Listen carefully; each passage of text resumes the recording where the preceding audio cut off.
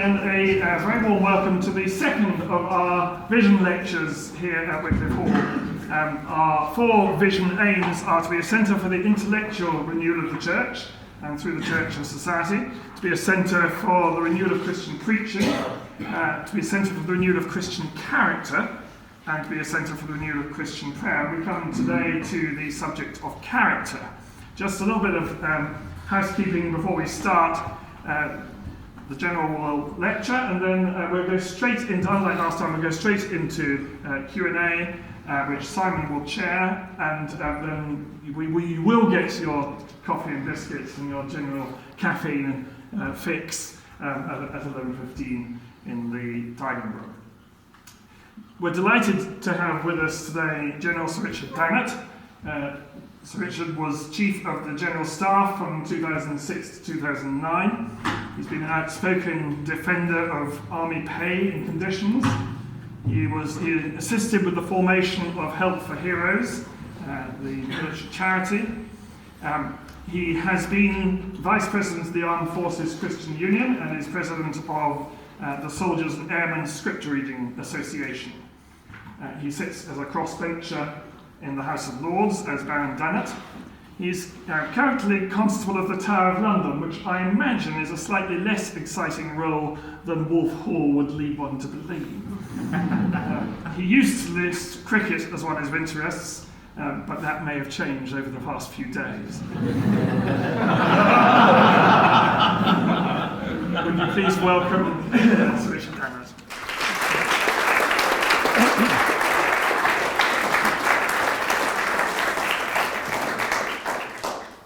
Well, ladies and gentlemen, good morning, and thank you for your very warm welcome and your very kind and generous introduction. It's a great pleasure to be here, to be in Oxford in particular. I was just saying earlier, my oldest son read theology at the Queen's College, and where I know principal was chaplain for a while. So it's a great pleasure to be here. Yes, the cricket thing is difficult, isn't it? I know time is quite short, so I mustn't digress too much, but I played cricket until September last year, and I was due to open the batting at Armoury House in the City of London, which is a wonderful cricket ground right in the centre of London, for a charity that I'm a patron of. And when I arrived, the first person I met stuck his hand out and said, "Hello mate, my name's Jeff, I'm opening the bowling." Jeff Thompson. I was so glad it rained all day. Not a ball was bowled, and I announced my retirement from all forms of cricket other than the beach at the dinner that evening. But as I say, thank you for your welcome. It's a great pleasure to be here. And can I also say, without being frivolous, thank you for inviting me to speak at what I would regard as a very civilised time of day. It's become something of an occupational hazard in recent years to have to speak at dinners. And sometimes if one's lucky enough to be the principal speaker and principal guest at a city livery dinner in the City of London, you can be the third, fourth, or on one occasion I was the fifth speaker. That's pretty taxing for everybody, particularly if you are that fifth speaker. On one such occasion, I had spent the evening in the company of Betty Boothroyd, that eminent former Speaker of the House of Commons. And I said to her, "I think something's really wrong here. You're much more eminent than I am." I was only the Assistant Chief of the General Staff at the time. Why is it that I'm apparently the principal guest and got to make the last speech? And she said, "Well, darling, I've learnt from bitter experience that by this stage of the evening, they've all had far too much to drink. All they want is a stand-up comic, so you carry on."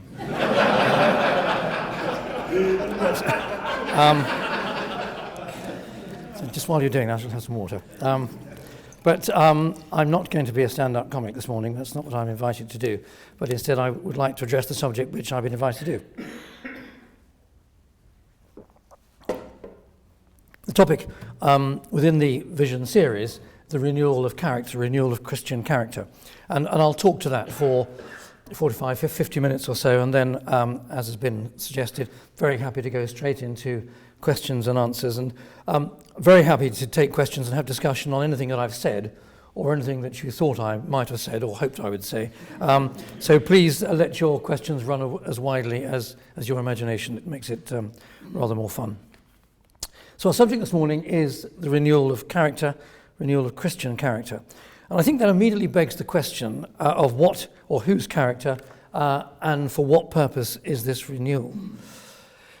Perhaps it's because what I used to do as a soldier, or just a reflection of how things are today, the perspective on character that I want to address this morning is that of the character of a leader, the nature of leadership, and the requirement for leadership in which we can trust and have confidence. And it seems to me that looking at what's going on in the world at present, indeed what's going on in our country and in our communities too, there is something of a vacuum in leadership and an unwillingness of people apparently in leadership positions to take responsibility. So in the, I think, fairly turbulent times in which we're living, I don't think I'm alone in believing that what is needed now is honest leadership. So my initial focus this morning on leadership really applies to the turbulent times in which we're living. It seems to me that's very much we are caught up in at the present moment, whether it's financial turbulence, political turbulence, terrorist turbulence, or merely caught up in the slipstream of some catastrophic event.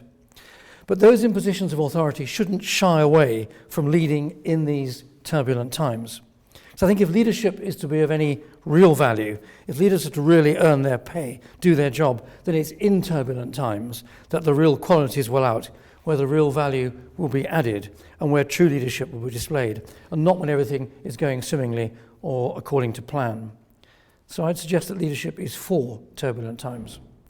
After all, where in the history books would big characters like Winston Churchill have sat without the menace of National Socialism in the 1930s and 1940, or where would Margaret Thatcher have sat without the challenge from Argentina, or indeed the challenge internally from the National Union of Mine Workers? Those big characters responded to those challenges. And I guess nearly 5 years into his premiership, as we approach another general election, how is David Cameron now considering his leadership challenge? Indeed, the same question could be asked of Barack Obama, more than halfway through his second term in the White House, as both men and other world leaders have to approach some of the most difficult economic, financial, and security moments in our recent history. Certainly, I continue to wish the likes of David Cameron and Barack Obama and others all the very best of good fortune as they attempt to lead their respective countries forward in these challenged and challenging times. But of course, their task is essentially just that. It's to deliver the responsibilities of leadership. And I think it's a very different task to that of presenting yourself as a candidate, of presenting yourself as someone who can do well in an election, say, who can promise much. And that is what I suspect both men have had to realize in recent years. That's very different from actually doing it. And doing it well is a major test of character. So let me offer some views, purely from my personal perspective, on the leadership challenge generally, and as a lead into this critical subject and a precursor to our subsequent discussion. Of course, at the outset, not only do we all recognise that leadership is an important subject, but I suspect we can also agree it's a difficult area. After all, discussion has long raged as to whether leaders are born or made, and if they're made, how is it done? What qualities and what characteristics should they exhibit? But whether leadership is gifted or acquired, perhaps it's more useful to consider what leaders actually do, and I'll come to that. Of course, there are many different ways of unpacking what leaders do. There are some that see leadership consisting simply of guiding others in the resolution of some of the dilemmas of life, dilemmas that can be loosely bundled into groups of challenges. If I was up the road or down the road at a business school this morning, I might say these challenges touch on leading the establishment of reputation, the establishment of beneficial relationships, of leading change, of leading growth and innovation, of successful project management, of leading thought and learning. And yes, I think all these are useful outcome or capability perspectives on the subject, but I don't think they get us close enough to the heart of the matter. There's another thought that I wish to highlight early on, and that's captured in the words of the late Viscount Hambledon, the founder of the W.H. Smith business empire several generations ago. Character and integrity, he said, are as important in a manager or leader as capability. Character and integrity are as important in a manager or leader as capability. And that's something in which I believe very strongly, and it's at the core of what I believe to be effective leadership. Yes, in a business environment, that's where he came from, but also in a national and community environment, and given my background, I think particularly in a military environment, perhaps even more so given the nature of the operations and conflicts in which our soldiers have recently been called to fight. But as I'll try to argue, the late Viscount Hambledon's words have, I firmly believe, as much applicability, yes, in the business space, but in the community space and in the church space as well, as they do in the battle space. So I'll come back to character and integrity in particular a little later. But where to start from a personal point of view? I first came across leadership as a subject to be considered formally while I was a cadet at the Royal Military Academy Sandhurst, where all British Army officers carry out their initial training. At Sandhurst, leadership was treated very differently from the other subjects we studied. For leadership discussions, we didn't sit in serried ranks in classrooms, perhaps as we are now, but we sat around informally, and we were asked for our ideas, as opposed to just being told what to do or what to think. And I believe that immediately sets leadership apart. It's a personal thing, it's an individual thing, it's an intuitive thing. But despite that, I don't go as far as to subscribe to the notion that leaders are born, not made. Yes, a bit of natural leadership ability helps, and a lot of natural leadership ability helps a lot. But I think if you have any leadership ability, then thinking about the subject, studying the subject, experimenting, modelling yourself on a leader you respect, I think all those things can really pay dividends. But when we sat in our armchairs at Sandhurst, we had a range of what we thought were fairly erudite discussions. On the one hand, listing the qualities and characteristics of a leader, and on the other hand, debating the merits of more functional approaches to leadership. I recall extensive discussion about the thoughts of a previous head of the army, the late Field Marshal Lord Hardinge, and he had produced an impressive list of characteristics and qualities, in his view, to be exhibited by a good leader based on his experiences. He said a good leader needed absolute fitness, complete integrity, enduring courage, daring initiative, and undaunted willpower. And interestingly, he stressed the adjectives as well as the nouns: absolute fitness, complete integrity, enduring courage, daring initiative, and undaunted willpower. And to these, for good measure, he added 3 other prerequisites: knowledge, judgment, and team spirit. Now, you're probably thinking, that's all good stuff from a soldier's perspective, certainly applicable, of course, in the battle space, but I think probably also equally applicable and widely applicable in what I call the business space or the community space, and given where we are here in actually the church space as well. But as respected and useful as possession of a large number of key characteristics is, are those discussions that we had also turned to functional models of leadership behaviour, how to actually do it. At that time, something called the action-centred leadership model had just become very influential, illustrated by a 3-balled Venn diagram of 3 individual but overlapping leadership elements. And that model required the identification of the need to blend, on the one hand, identifying and achieving the task, what you actually had to do. On the other hand, maximising the efforts of the team, those who are hopefully going to work with you collectively, while most critically, looking after the interests of all the individual members of that team. Task, team, and individual. And that seemed like a winning formula to us, but one wonders whether that single construct of task, team, and individual, while it retains great merit, is that enough? Now, while a dry debate about the merits of a qualities approach or a functional approach is very interesting if you like theoretical debates, I think it remains just that, essentially theoretical, and by definition, perhaps not that practical to today's challenges. I think a question that roots the discussion rather more is to analyse what it is that the leader is actually trying to do. And to answer that, I suggest there's a need to have an understanding of at what level of activity the leader is trying to lead within, and at what level he or she is trying to lead at. Let me explain. In my work, we separate our activity into 3 levels: the strategic, the operational, and the tactical. In any field of work, I think the first and the last of those are well known. The strategic level is where the big thoughts are thought, and every business endeavour or large organisation seems to be well supplied with strategic thought. Strategies for this, strategies for that. Probably too many things called strategies, if we're being honest. And then down below where it all happens is tactics, where the rubber actually hits the road. And in this sense, it's all about getting it done. It's about delivery. There's a very respectable view that 20% of an enterprise is about strategy, the other 80% is delivery. And critically, the glue that holds it all together is communication, successfully communicating the big idea to those who have to make it happen. And if communication is delivered by leaders or managers who really know their stuff, who can inspire their staff and can drive through to their objectives, then this is probably another commendable formula. But in my construct, as far as I'm concerned, this overlooks the key level of activity, and that's the operational level, the level that sits between the strategic and the tactical. It's the level that sits between the ideas and the action. It's the level which actually turns the ideas into action. And in my book, that's the level which lifts the mediocre to the exceptional.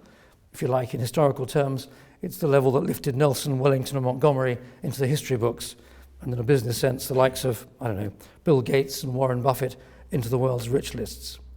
Because it's at the operational level where the general or the captain of industry does his real work, and where an end-to-end plan is formulated to transform the original idea, the big idea, into success on the battlefield or to serious profit on the balance sheet or whatever image you want to have. Let me offer a negative example to try and illustrate the point. As a young platoon commander in Belfast in 1972, a long time ago now, I was charged with responsibility for a very contentious area of the southwest of the city. I won't dwell on the detail. It was all about housing and housing policy and who could live where and who couldn't live where. And I lived with my soldiers in a number of empty houses with Protestants on one side and Catholics on the other side, and it was all extraordinarily contentious. But I was very encouraged and relieved one day when I was told that the General Officer commanding Northern Ireland was coming to visit. I briefed him on the problem, took him on a patrol around the area, and then said to him, "Well, General, what do you suggest I do?" He put his arm on my shoulder and said, "Well, Richard, we in the British Army have got pretty broad shoulders, so I would just muddle through."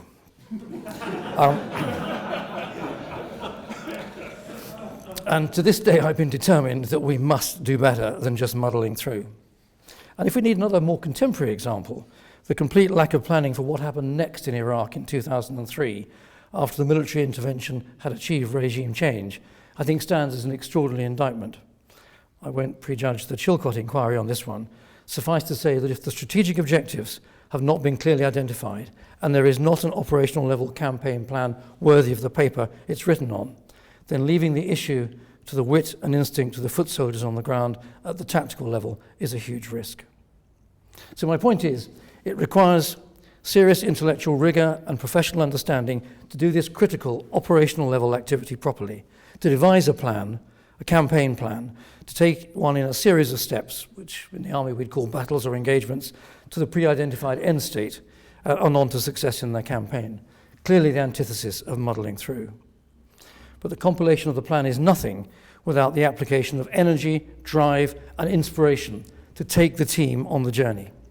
This aspect of leadership, of course, is key, and it begs the question, will those who are integral to your plan actually come on the journey with you? Because the plan, how clever, and the leader's ability, that good at least in his own mind, unless there is a really strong capacity to lead, then successfully promoting followership is quite another thing. And to arrive with no one behind you is a very lonely experience. Many a young officer has been followed merely out of curiosity. But to return to my main theme, you might be thinking that the case I'm making is all very well in terms of separating out the strategic from the operational from the tactical in a large enterprise like an army or a big multinational company. But where's the application in a small business or a charity or a community project or indeed within a church? Well, I would suggest that in any application, size of itself doesn't actually matter. What does matter is a proper analysis of what you're doing at any one time and understanding why you're doing it. Even in a small business or a subsidiary of a larger one, there'll always be moments when a strategic review is needed. And there'll always be moments, probably the majority of the time, when leading the workforce at the tactical level on the shop floor, getting it done, will be essential to delivery. But most critically, there must be, I think there really must be, those moments when you engage in what I've called this operational level thought, to work out the plan, the campaign plan, which translates the strategic objectives into sensible, tactical, practical success, be it a positive outcome on the battlefield, serious profit on the balance sheet, or achieving standing room only at the back of the church. So my point here is that whether in a large or small enterprise, what is really critical is weaving together these three levels of activity. And I stress, if necessary, one person can do all three, provided he or she knows what they're doing and at what level they're thinking at any given moment. And that, I suggest, requires clarity of thought and discipline of mind.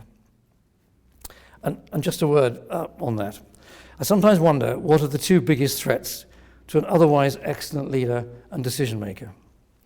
I actually think they are an overfull diary and an over-efficient PA, because the boss needs time to think.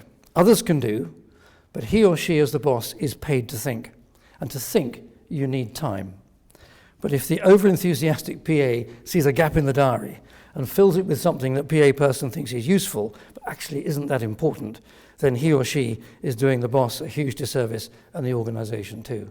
We can all get too busy at times. We need to generate time to think. So if our successful leader in these turbulent times has demanded the time to think about what they're going to do and why, has identified and thought about the qualities that they need to be effective, a good understanding of ideas like balancing task, team, and individual, then perhaps we're on our way. But then the question is how to actually do all this. In the organization that I spent my working life in, and this is where I admit, but without apology, I'm a victim of my own experience, we exercise leadership through a process known as mission command. And we aim to do this, whether it's in barracks, in the field, and operations, and training. But I would apply the principle more widely still, and essentially it's a plea for decentralization, a plea to let decisions be taken at their most appropriate level. Now that said, and in a general sense, I think I've already touched on the key elements of this. But fundamentally, there are three components to what we call mission command, all of which hinge around this person, the leader. First, the commander, the senior manager, the leader, needs to think through his problem and, as I've been saying, convert his strategic goals into the front end of this operational campaign plan. And this then results in him clearly setting out his intent, with a capital I, in a short statement.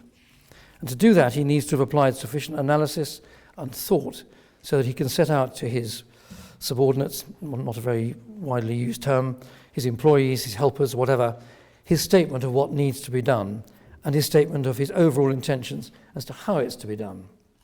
This, I suggest, is more than just a wishy-washy vision statement. This is personal leadership business and not a corporate staff activity. The boss has got to do that for himself. The second stage, in a non-prescriptive way, is to separate out the tasks that need to be done and then delegate them to others in the organization, along with the necessary manpower, equipment, financial resources to carry out those tasks. But the boss doesn't tell them what to do, he tells them what they're to achieve.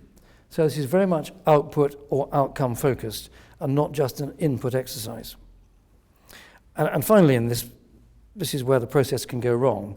Having delegated the tasks in a reasonable fashion, he or she, the leader, needs to supervise the execution of those tasks appropriately, not in a way that stifles the initiative of the subordinates to whom the tasks have been delegated, but in a subtle and nuanced way, recognizing the different characteristics and qualities of those to whom you've delegated tasks. But always remembering that while tasks can be delegated, responsibility can never be delegated. The buck always stops with the boss.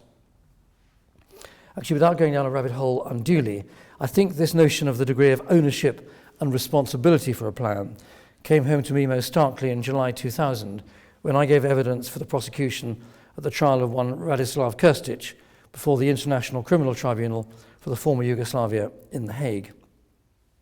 General Krstic had commanded the Drina Corps of the Bosnian Serb army at the time of the capture of Srebrenica and the subsequent massacre in eastern Bosnia in July 1995. He was about the same age as me. He had a professional military background in the Yugoslav National Army that had begun at the same age as mine had in the British Army. And in 1995 was commanding a formation very similar in size and organisation to the 3rd UK Division, which I was then commanding. His mistake on the 13th of July 1995 was to accept a mission from his superior and develop a plan that led directly to the massacre of between 7,000 and 8,000 Muslim men and boys. He had accepted ownership of the operation, therefore became responsible for the plan and its outcome, and mistakenly tried to base his defence in court on having delegated not just tasks, but his responsibility too, and was quite properly convicted and sentenced to 42 years imprisonment for a variety of war crimes. When we say glibly, the buck stops here, for Radislav Krstic, it stopped for him in spades on the day that he was convicted. That said, and as an aside to my aside, it was very interesting watching him in the dock as I was in the witness box giving my evidence. I could see these thoughts dawning on him, and the court could see it too. And we all realized that he actually realized at that point that his real failure on that day had been a complete collapse of personal moral courage. Had he refused to accept the mission from General Ratko Mladic, who actually was an army contemporary of his, or tried to talk his superior out of the idea, then he would not be in prison now, and upwards of 8,000 people would still be alive. Okay, I accept. The risks of the morally correct line were obviously high, but on the day, he failed the test. Now, I mentioned earlier Viscount Hambledon's dictum that character and integrity are as important in a manager or leader as capability. And I sense that once again, I've already touched on both aspects of character and integrity and what I've said so far. A leader does indeed need certain qualities, of which integrity is key. And at the same time, there are certain capabilities a leader needs as well. To understand the objectives, to map out this route from strategic end state to tactical decisions, and above all, to communicate this intent clearly while delegating responsibility and responsibly, but knowing that he can never delegate responsibility. But I wonder if these qualities and capabilities that I've suggested are enough. Fitness, integrity, courage, initiative, willpower, these things and more are really important, but are they enough? As an organisation, the British Army, which it was my privilege to lead for 3 years until summer 2009, we identified for ourselves 6 core values, which are and remain at the heart of the ethos of the Army. These values define us and what we do. Indeed, they're so important to us that we now formally educate and train our soldiers in these core values. Core values, I think, that in a previous generation they may well have picked up, soldiers may well have picked up in their family or their wider community, but we can't take that for granted today. But I wonder, even if our 6 core values, selfless commitment, courage, discipline, integrity, loyalty, and respect for others, whether those core values themselves are enough. Well, my own feeling is that a range of leadership qualities and these core values provide a very sound moral baseline, a baseline that's acceptable to all, albeit quite a challenge to live up to. But, and this is the next question to ponder, is a sound moral baseline enough? Should there not be something more? After all, a moral baseline is fundamentally an intellectual baseline, a thing of the head. Should there not also be something of the heart? Is there not a spiritual dimension to this? Perhaps not surprisingly gathered here, it's more than just a personal thing of mine, but I believe that there should be. And of course, it's that word believe or belief that's at the heart of any spiritual dimension. Looking at it more widely, for some, belief in the cause, belief in the leader, or even in the sort of quirky nature of the tribal nature of the British Army, belief in the regiment might be enough. But I'm not so sure. What really sustains, in my view, is something much more than this, something far bigger than ourselves, something bigger and deeper than we can imagine or rationalize for ourselves. Again, this first came home to me as a personal experience in Northern Ireland in the early 1970s, when my platoon and I got caught up in a fierce gunfight in Belfast. Bullets flew up and down the street in a rather alarming way. At the end of the day, we had killed at least 2 terrorists and wounded a number of others, and 2 of my soldiers had been shot, one of whom died of his wounds shortly afterwards. Whatever anyone said later that day, everybody had been scared witless, if they were at all honest. But that experience told me that even the toughest of men, when the chips are down and the reality of life and death confronts, then people are reaching out into the spiritual dimension beyond the rational and beyond the moral. And I don't think this just applies to armies in a combat situation, but I think there's a direct application to any situation of pressure, stress, or challenge when individuals are stretched to their physical or psychological limits. After all, where do you go to when you've lost your job or your firm has gone bust, let alone when your comrade is shot dead beside you? And I think the truly effective leader needs to recognize this question. But he or she is, of course, personally challenged to provide what is needed. And if he does not have some empathy with or some experience of a spiritual dimension in their own life, after all, where does the leader go to provide strength and guidance for those for whom he's responsible? But I stress that it's a personal thing. It's self-evidently a personal thing. and something that any leader has got to work out for themselves. And work it out we must, because people will look to the boss for a lead in this area as much, if not more, than other areas. I hinted earlier at one other aspect of leadership development, accepting that others may have trod where we now step, is the identification and deliberate modelling on someone that is really respected by you as a leader. In my experience, a number of people left a lasting impression on me. I remember a brigade commander, a brigadier, tremendous person, excellent leader, but we say some people have a short fuse. This chap had no fuse at all. And from all being sweetness and light one moment, it was suddenly disaster the next. This actually had the most unfortunate effect that junior staff officers in the headquarters would hide whenever the brigadier appeared. They were so concerned not to get it wrong, they would just rather be invisible. I can recall a battalion commander, a lieutenant colonel, again, someone with a fierce reputation, hugely respected. But if you made a mistake, he would explain and he would teach you and encourage you. Make one mistake, that was fine, but a second or third mistake, you were in trouble. But if we're lifting the discussion to a spiritual dimension, which I hinted at a moment ago, then there's one obvious role model to look at as far as I am, and I'm sure you are concerned, and that's to look at the person and example of Christ himself. Christians quite rightly put huge emphasis, central emphasis, on the death and resurrection of Christ. But his life also provides the model that I believe leaders will do well to try to emulate. The motto of the Royal Military Academy Sandhurst is serve to lead. And Christ in his lifetime is a very clear example of that maxim. When Christ washed his disciples' feet, he was doing the most menial and humble task. And by serving his disciples, he was earning the right to lead them. He would ask of others nothing that he would not do himself. And his style of leadership? It was to say quite simply, follow me. And it was not said in a macho way, but was said in a way that gave people the opportunity to look at him, to look at what he stood for, to look at what he promised, and to decide for themselves to follow him. This is key, since I've already said the flip side of leadership is followership, and the real trick of being a successful leader is to make people out of their own free choice follow, not out of curiosity, but out of belief and confidence that the direction of travel is right and that the objective is worth the cost along the way.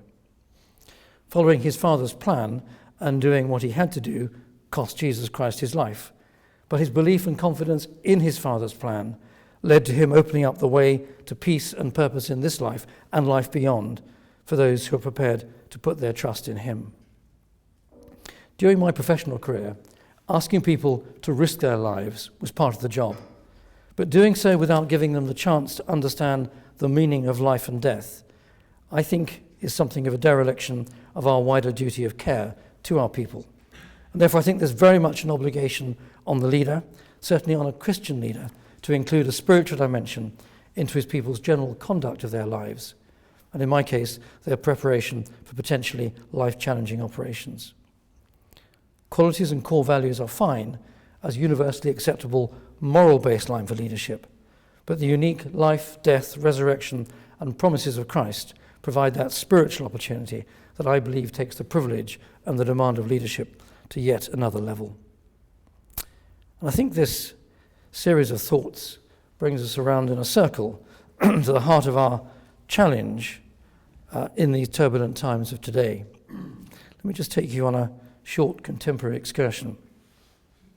We are facing a vicious external challenge from jihadist extremism in the guises of Islamic State, Al-Qaeda, Al-Shabaab, Boko Haram and the rest, which, while currently focused miles from our own shores, not only has the potential, if unchecked, to move progressively towards us as the caliphate objective is progressed, but on the other hand, there's already an indigenous expression of that threat within our own communities, domestic radicalisation providing something of a fifth column. We've been thinking about the 3 girls from East London just in the last few days. We are facing a considerable challenge to the character of our own society, and the type of leadership that I've been talking about is needed now, perhaps as never before. But this leadership will only be successful if it's rooted in values in which the leader can be confident and with which majority of those whom he's trying to lead agree and can relate to.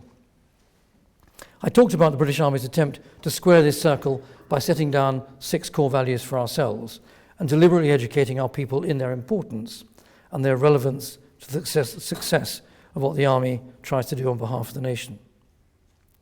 But that then begs the question, what do we believe in as a nation? And I believe that in our diverse and multicultural society, that becomes a most difficult but pressing question to answer.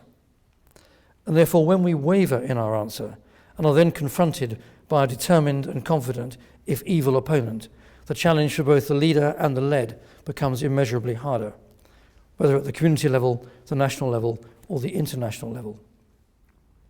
I think it's fair to say the United Kingdom has long sought to be a force for good in the world, and in previous generations we've done this in a number of ways, including by being able to deploy considerable military capability, even if we have been accused of punching above our weight in more recent times. Today, that military capability is significantly eroded, and therefore influence has to be generated more subtly through the integration of our residual defence capability with our traditional diplomatic skills and our international development ambition. In this context, it must be a good thing that we're placing into law that we will in future spend 0.7% of our GDP on the international aid budget. But even this changed approach, I think, is a hostage to fortune if we don't have the confidence of knowing what we believe in.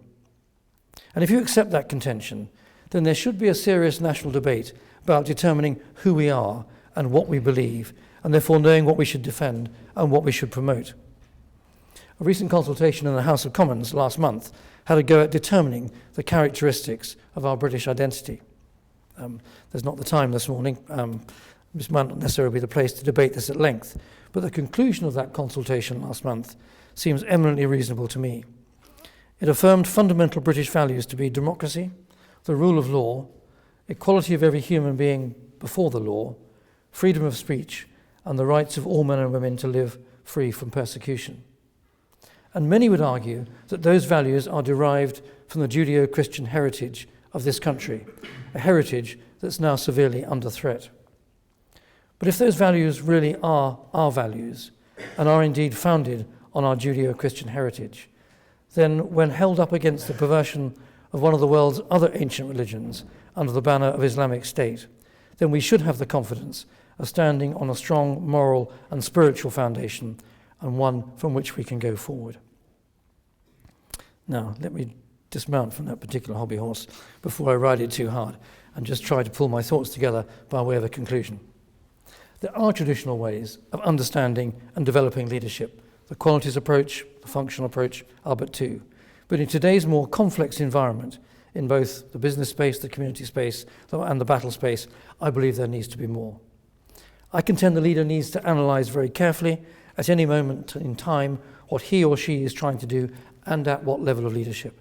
The strategic, the operational, and the tactical levels make different demands on the leader, and he or she needs to know this and understand the differences. Moreover, in my view, as I've tried to explain, he needs to have done his own homework, become crystal clear about what he wants to achieve, and can then very clearly articulate his intent, because that statement of intent provides the focus for the sensible delegation of tasks and the framework for appropriate supervision and the foundation of motivation. But what really gives the leader his or her authority, his or her right to lead, does at the end of the day come down to him or her as a person. It's the nature of their character and the degree of their integrity and what inspires them. And this is very different from some media-enhanced image. As far as I'm concerned, character defines the person and answers the question as to whether this is someone to emulate or to follow, and with what enthusiasm. Moreover, integrity establishes the moral baseline to lead. Is this someone who can be trusted? Is this someone whose instructions are honourable? Is this someone to commit to? Do they really have legitimate interests at heart? Or is this person simply a self-seeker and purely interested in the bottom line? These are all judgments for the subordinates, the employees, the followers, the parishioners, the voters to make. Because their judgments, I submit, will ultimately define success or failure in the enterprise. Perhaps not in the short term, but certainly in the medium to long term. So I think I'll leave it there. You've been very patient. I've talked for 45 minutes, and I look forward to discussion on aspects of what I have and have not said, or what you might have liked me to have said. Thank you very much.